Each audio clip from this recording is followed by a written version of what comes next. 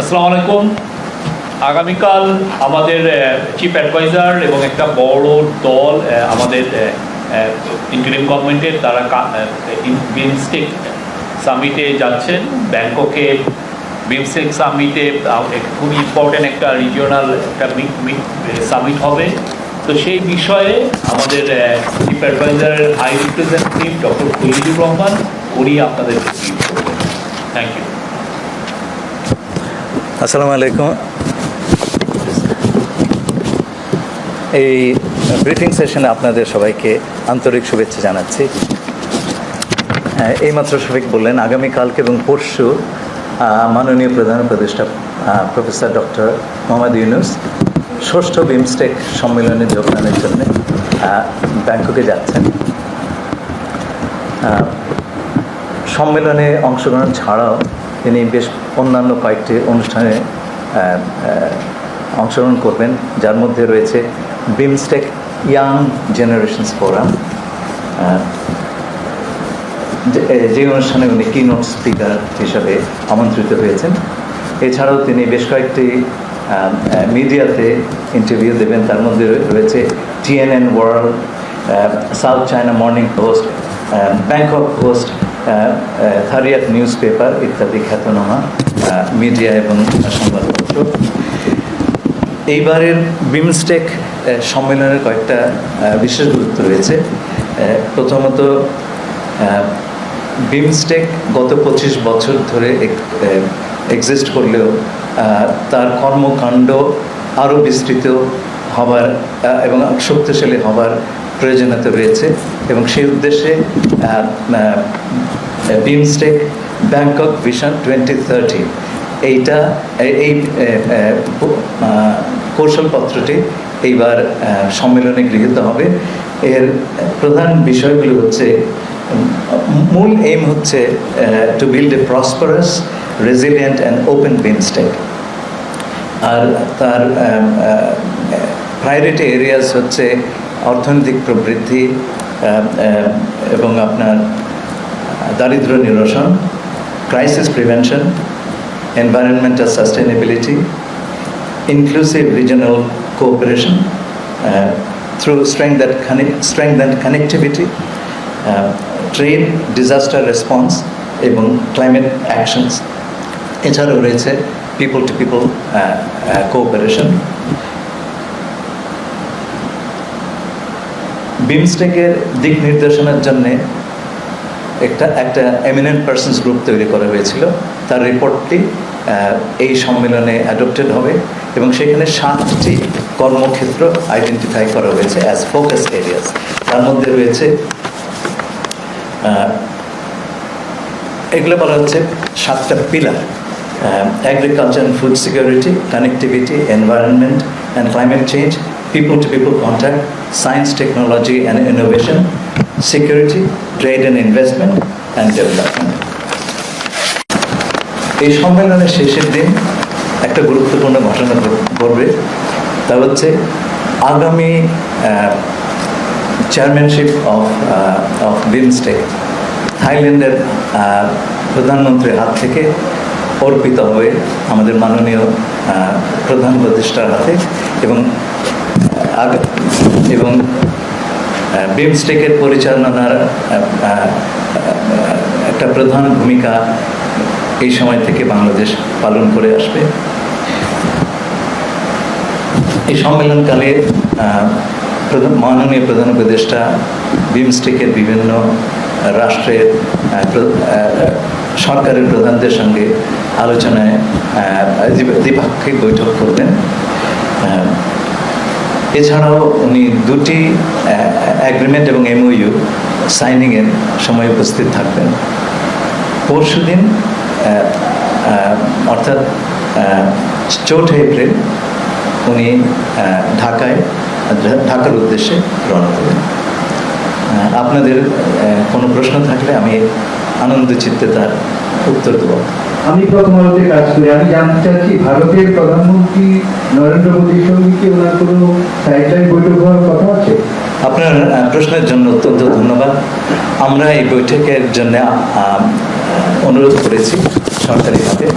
আমরা আমাদের আশা করার সঙ্গত কারণ আছে যে বৈঠকটি হওয়ার যথেষ্ট সম্ভাবনা রয়েছে।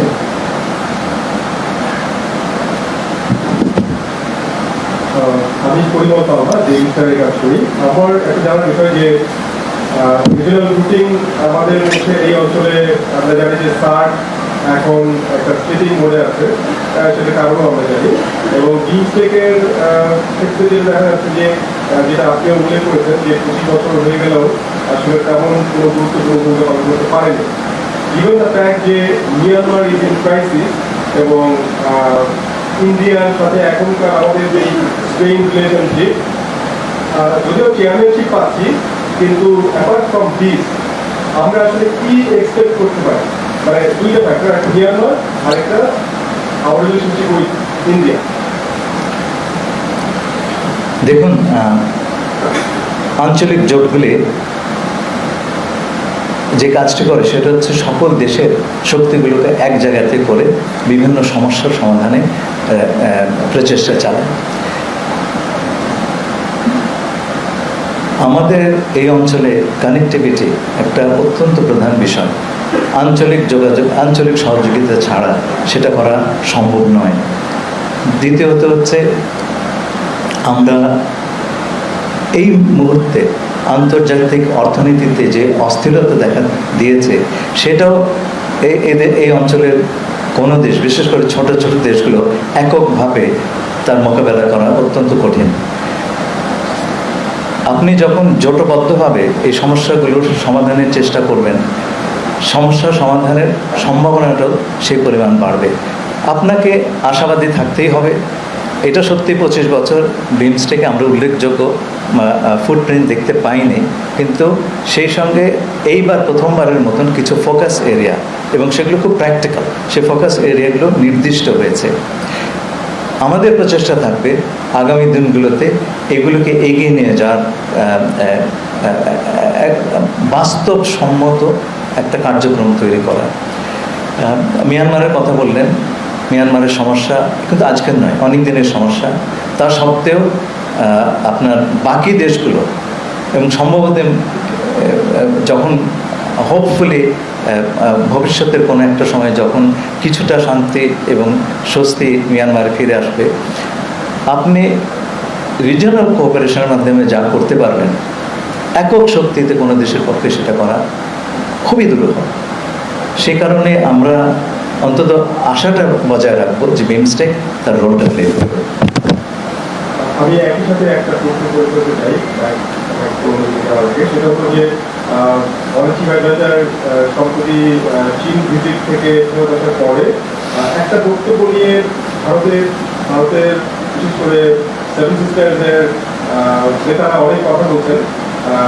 সেভেন সিস্টার্স নিয়ে এই বক্তব্য যে Bangladesh is the gateway for seven sisters, এই মন্তব্যটা মূলত, এবং তারা বলছেন যে এটা প্রভোকেটিভ। তারা বলছে যে চিটাগাং হিলফ্যাক্সের আদিবাসীদেরকে হেল্প করার জন্য যাতে হিলফ্যাক্সকে ইন্ডিয়াতে নিয়ে নিতে পারে, এরকম কথাবার্তা আসছে। তো এই বিষয়ে বাংলাদেশ গভর্নমেন্টের বক্তব্য আছে কিনা? আমি আমার প্রতিক্রিয়াটা আপনাকে জানিয়ে দিচ্ছি। এই কথাটি মাননীয় প্রধান উপদেষ্টাই প্রথমবার বলেননি, উনি 2012 সালে একই ধরনের কথা বলেছিলেন।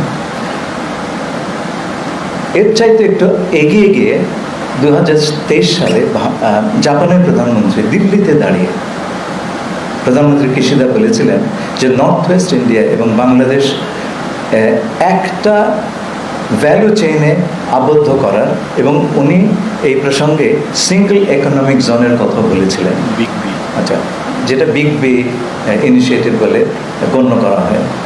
দেখুন, আগেই বলেছি কানেক্টিভিটি এই অঞ্চলের সম্ভাবনার দুয়ারটা খুলে দিবে, বিশেষ করে যাদের জন্য সমুদ্রে অ্যাক্সেস পাওয়াটা খুব কঠিন। আমরা কিন্তু কানেক্টিভিটি জোর করে চাপিয়ে দেব না, দেওয়ার অবস্থা আমাদের নাই। কেউ যদি নেন খুব ভালো, আর না নিলে কী করবো আমরা? আমার কিছু করার নেই। অত্যন্ত সদুদ্দেশ্য প্রণোদিত কথাই তিনি বলেছেন। এইটা হচ্ছে, এখন যদি এর ব্যাখ্যা অন্যরকম দেওয়া হয়, আমরা তো সেই ব্যাখ্যা ঠেকাতে পারছি না। আমরা শুধু এটুকু বলতে পারবো যে আমরা কানেক্টিভিটি সকলের ইকুইটেবল বেনিফিটের জন্য আমরা দিতে আগ্রহী আছি। কেউ নেবেন তো ভালো, না নিলে নেবেন না। আমি বলবো আগে কিন্তু রিপোর্টার চ্যানেল 24 পররাষ্ট্র সচিব ব্যাংককে বলেছেন যে মিটিংটি হবে, তো যদি মিটিংটি হয় তাহলে সেখানে এজেন্ডা কি অথবা কোন জিনিসটা ফোকাস সামনে আনা হবে বাংলাদেশের পক্ষ থেকে?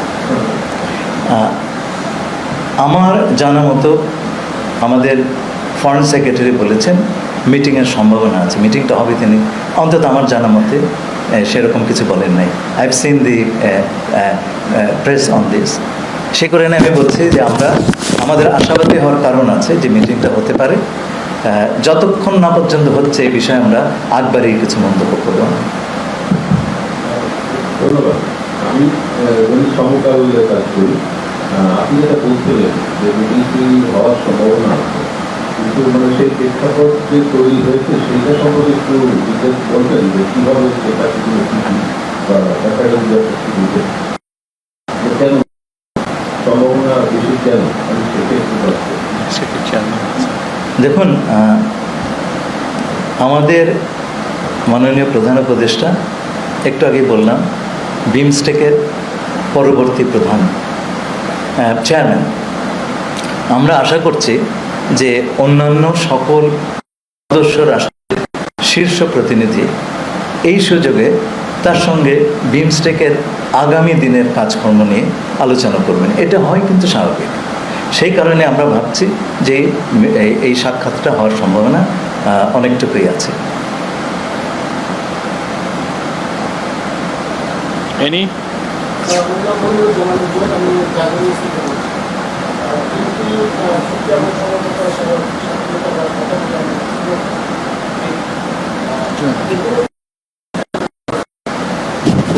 আচ্ছা, একটা বিমস্টেকের একটা অ্যাগ্রিমেন্ট, এটা বিমস্টেকের অ্যাগ্রিমেন্ট হচ্ছে ম্যারিটাইম ট্রান্সপোর্ট কোঅপারেশন, সেটা স্বাক্ষরিত হবে এবং সেই স্বাক্ষর অনুষ্ঠানে আমাদের প্রধান উপদেষ্টা উপস্থিত থাকবেন। সেই সাথে থাইল্যান্ডের সঙ্গে একটা bilateral cooperation on prevention on preventing and fighting against corruption, এটা স্বাক্ষরিত হবে এবং সেই অনুষ্ঠানে আমরা ধারণা করছি থাইল্যান্ডের প্রধানমন্ত্রী এবং আমাদের প্রধান উপদেষ্টা উপস্থিত থাকবেন। ধন্যবাদ। ওদের নারী জার্নালিস্টদের মধ্যে থেকে কোনো কোশ্চেন? হ্যাঁ, এই যে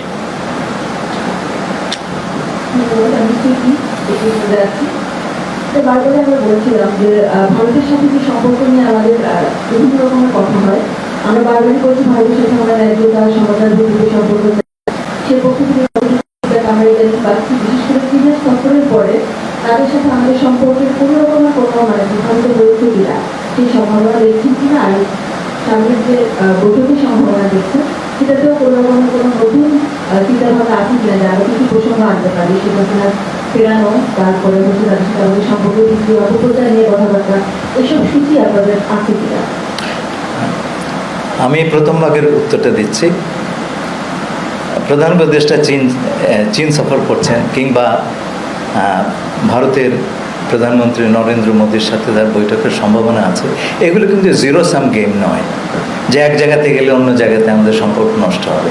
আমরা সব জায়গাতে গিয়ে আমাদের সুবিধা অনুযায়ী এবং পারস্পরিক সুবিধা অনুযায়ী যতটুকু এগোতে পারি আমরা সেইটার চেষ্টা করব। সেই কারণে আমরা সকল দেশের সঙ্গে সুসম্পর্ক বজায় রাখতে চাই, কাউকে বাদ দিয়ে আমরা এগোতে চাই না। ধন্যবাদ। স্যার, যে প্রশ্ন করতে চেয়েছিলাম আমি যে আপনি রোহিঙ্গা বিষয় এবং থাইল্যান্ড, মিয়ানমার, বাংলাদেশ আমরা সরাসরি দিচ্ছি বিমস্টেকের মাধ্যমে রোহিঙ্গা সমস্যার সমাধানে বাংলাদেশের আহ্বান কি থাকে এবং এখানে আসলে বিশেষ কোনো ধরনের আলোচনা রোহিঙ্গার কাছ নিয়ে হবে কিনা? পরিবহন রোহিঙ্গা বিষয় বা এই ধরনের রাজনৈতিক বিষয় আসলে বিমস্টেকের চার্টারে নেই, সুতরাং এগুলো আলাপ করবার পরিসরটা আমরা পাবো না।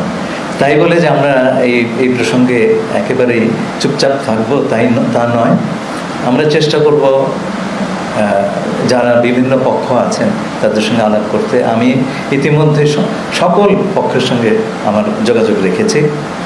আমি অনেক কিছু এত স্পর্শকাতর, এগুলো হচ্ছে অনেকটা এগশেলের উপর হেঁটে যাওয়ার মতন। সেই কারণে সবসময় আপনাদেরকে সবটা বলতে পারি না, সেজন্য আমি ক্ষমা প্রার্থী। তবে আমাদের যেখানে আমরা সুযোগ পাবো এই বিষয়টি উত্থাপন এবং এগিয়ে নিয়ে যাওয়া, এটা উত্থাপন এখন বড় বিষয় নয়। আপনারা দেখবেন যখন ইউএনএইচসিআর এর হেড এলেন, উনি বললেন যে প্রত্যাবাসনের এর একমাত্র সমাধান। সেই পথ ধরে জাতিসংঘের সেক্রেটারি জেনারেল তিনি একই কথা বললেন।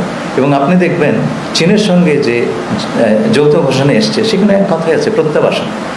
এখন প্রত্যাবাসনটা এজেন্ডা, সেইটা কিভাবে আমরা এগিয়ে নিয়ে যেতে পারি সেই কথাটাই সবার সঙ্গে হবে।